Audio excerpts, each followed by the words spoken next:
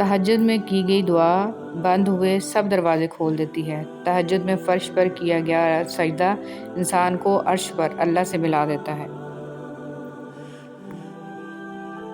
ہر رات دعا کی قبولیت۔ جابر رضی اللہ تعالیٰ عنہ نے کہا، رسول صلی اللہ علیہ وسلم فرماتے تھے، ہر رات میں ایک گھڑی ایسی ہے جو اس وقت جو مسلم آدمی اللہ سبحانہ وتعالیٰ سے دنیا اور آخرت کی بھلائی مانگے، اللہ سبحانہ وتعالیٰ عطا کرے، اور یہ گھڑی ہر رات میں ہوتی ہے۔ تہجد وہ تمام معجزے کروا سکتی ہے جن کے متعلق دنیا والے کہتے ہیں ہم عام انسان ہیں، ہمارے لیے کہاں ہوں گے ایسے معجزے۔ وہ شاید بھول جاتے ہیں کہ وہ رب معجزے کرنے پر قادر ہے، اور وہ ہم عام انسانوں کا بھی رحمان رب ہے۔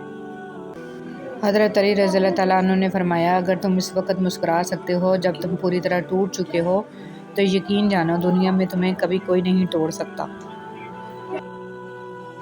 حضرت علی رضی اللہ تعالیٰ عنہ، دنیا میں خوبصورت دل تلاش کرو، چہرے نہیں، کیونکہ خوبصورت چہرے تو بہت ہیں لیکن خوبصورت دل بہت کم۔ حضرت علی رضی اللہ تعالیٰ عنہ نے فرمایا، کسی کا خلوص اور پیار کو اس کی بیوقوفی مت سمجھو، ورنہ کسی دن تم خلوص اور پیار کو تلاش کرو گے اور لوگ تمہیں بیوقوف سمجھیں گے۔ رسول صلی اللہ علیہ وسلم نے فرمایا، جب بندہ اپنے انداز میں عبادت کرتا ہے اور پھر وہ بیمار ہو جاتا ہے تو اس پر مقرر کیے ہوئے فرشتے سے کہا جاتا ہے کہ اس کے عمل ویسے ہی کہتے جاؤ جیسے یہ حالت صحت میں مکمل کیا کرتا تھا، حتیٰ کہ میں اسے صحت یاب کر دوں۔ معجزہ کیا ہے؟ کیا یہ معجزہ نہیں ہے کہ اللہ نے اربوں کی آبادی میں تمہیں خود سے قریب ہونے کے لیے چنا ہے؟ کیا یہ معجزہ نہیں ہے کہ اللہ نے اس غافل دنیا میں تمہیں سجدے کے لیے چنا ہے؟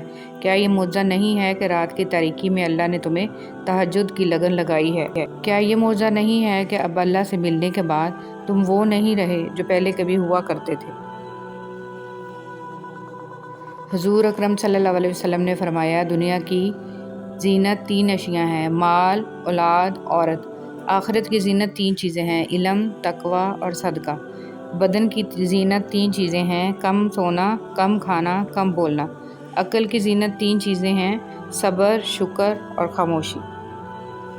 تہجد ایسا مرہم ہے جس کے پاس ہر چوٹ کا علاج موجود ہے، بس تمہیں یقین رکھنا ہے، پھر وہ زخم بھی بھر جائیں گے جو تمہیں لگتا ہے کہ کبھی بھر نہیں سکتے، اور وہ قصے بھی مکمل ہو جائیں گے جو تمہیں لگتا ہے کہ انہیں کوئی مکمل نہیں کر سکتا، اور مت بھولو تمہارا رب سب کچھ کر سکتا ہے، سب کچھ۔ تہجد کا خاموش سجدہ اور زار زار بہتے ہوئے آنسوؤں کو وہ کبھی ضائع نہیں کرتا۔ جب گزارش لاڈلی عبادت میں کی جائے تو لاڈلے کی دعا کہاں ادھوری رہ سکتی ہے؟ کائنات جو بھی کہے پھر وہ ہو کر رہتا ہے جو اس کا بندہ اس سے مانگ لیتا ہے۔ سنو، تمہیں سب مل جائے گا جو تم چاہتے ہو، تمہارا سجدے میں اللہ کے سامنے گڑ گڑانا کبھی ضائع نہیں جائے گا۔ اللہ تو ہر دعا پوری کرتے ہیں، اور جو تہجد میں مانگی جائے اس دعا کا تو مقام ہی بہت ہے۔ مایوس نہ ہوا کرو، اللہ تمہیں بہت قریب سے دیکھ رہا ہے، وہ جانتا ہے کہ کون سی اذیت تمہیں توڑ رہی ہے۔ اللہ تمہاری دعا، تمہاری چاہت جلد ہی تمہیں لوٹا دیں گے۔ انسان تو ہر گھر میں پیدا ہوتے ہیں، مگر انسانیت کہیں کہیں جنم لیتی ہے۔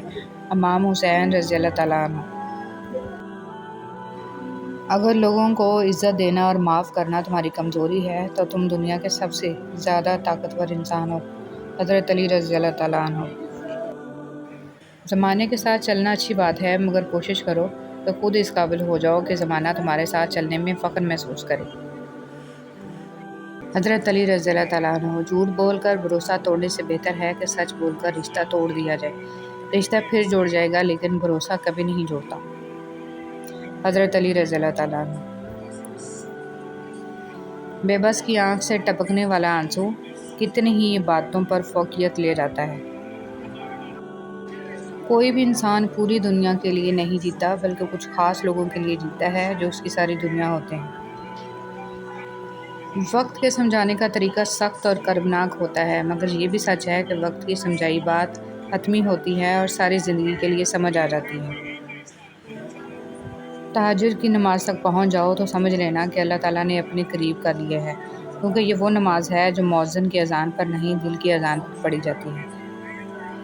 جب خلوص ختم ہوتا ہے تو سادگی ختم ہو جاتی ہے، تب بناوٹ اور سجاوٹ جنم لیتی ہے، اور لوگ تکلف میں پڑ جاتے ہیں اور اپنے باطن کو پاکیزہ بنانے کی بجائے اپنے ظاہر کو سجانے میں لگ جاتے ہیں۔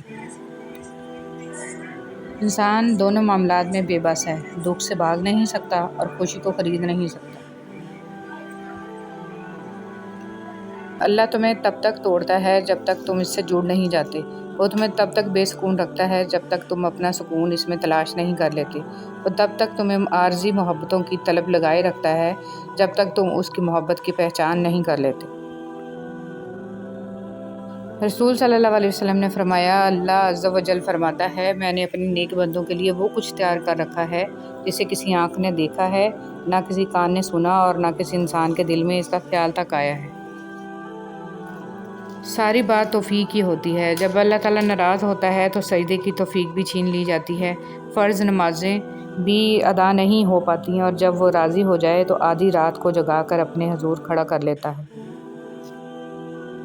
یا اللہ تو میرے نصیبوں وہ لکھ دے جس کی مجھے چاہت ہے، وہ دعا جو میری نمازوں میں ہے، وہ دعا جو میرے وجود میں ہے۔ اے رحمان و رحیم، تو دلوں کے حالوں کو بہتر جانتا ہے، مجھے وہ عطا کر جس کی تمنا مجھے بے سکون رکھتی ہے۔ بے شک تو کن فیکون کا مالک ہے۔ آمین ثم آمین یا رب العالمین۔ تہجد بہت طاقتور عبادت ہے کیونکہ یہ ثواب یا گناہ کے خوف سے عاری ہے۔ تہجد تک انسان تب پہنچتا ہے جب ساری حسرتیں دل کا ساتھ چھوڑ دیتی ہیں، پھر انسان یہ نہیں سوچتا کہ اتنا ثواب ملے گا یا اتنا گناہ ملے گا، تب بس انسان یہ سوچتا ہے کہ اللہ ملے گا، اللہ سے ملاقات ہوگی جاتی ہے تو کوئی بھی دعا دینے والا نہیں ہوتا، اور جب باپ چھوڑ کر جاتا ہے تو کوئی بھی حوصلہ دینے والا نہیں ہوتا۔ یا اللہ میرے والدین کو جنت میں اعلیٰ مقام عطا فرما، آمین۔ اچھی بات کوئی بھی کہے تو اسے پلو سے باندھ لو، کیونکہ جب کسی موتی کی قیمت معلوم کی جاتی ہے تو کوئی نہیں دیکھتا کہ اسے سمندر کی تہہ سے نکالنے والا کون تھا۔ سچے انسان کی زندگی اصولوں کے تابع ہوتی ہے اور جھوٹے انسان کی زندگی مفادات کے تابع۔ کھجور کی گٹھلی پر باریک سا جھلی نما ایک چھلکا ہوتا ہے جسے قطمیر کہتے ہیں۔ اللہ فرماتا ہے، انسان اس کا بھی مالک نہیں، پھر اکڑ کیسی؟ دنیا میں تکلیفوں کے بڑھ جانے کی ایک وجہ انسانوں کی کمی اور لوگوں کی اکثریت ہے۔